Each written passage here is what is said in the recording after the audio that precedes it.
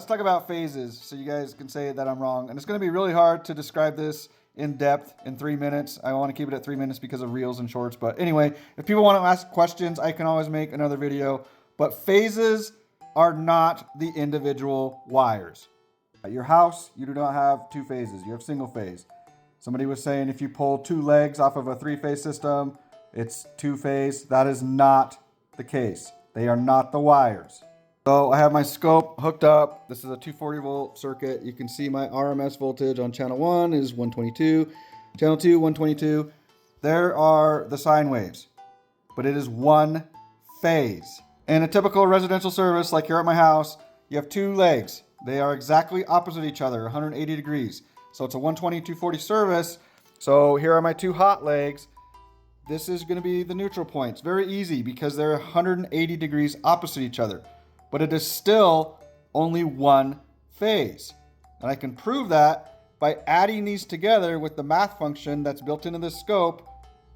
It then produces just 1 wave.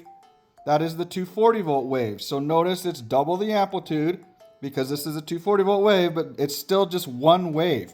I don't have access to actual 3-phase power that I can hook my scope up to and play around with right now, but I can simulate it through this. This is called Desmos. It's an app you can download on your phone. You can just go to desmos.com. It's a graphing app. So here are my 3 sine waves. I set this up for a 120, 208, 3-phase system. I even colored them black, red, blue. Here are my 3 sine waves. So we take a look at the functions. A is just 170. That's our peak voltage. Hopefully people understand that 120 is actually RMS voltage and your peak voltage is actually 170. So A of X equals 170 sine of X. And then my B, I just shifted it 120 degrees. And then my C phase again is shifted 120 degrees. Just like in 3-phase, they're 120 degrees apart. Now, if we take a look at this last function here, I have it shut off right now. This is gonna add A and B together. I realize that a subtraction, we can go through it on paper. If people are confused, it'll make more sense. But this is going to add A and B together. So if I click that, you can see we have this black dotted line now. Just like on the oscilloscope where we got that purple wave for the 240 volt line, this is our 208 wave.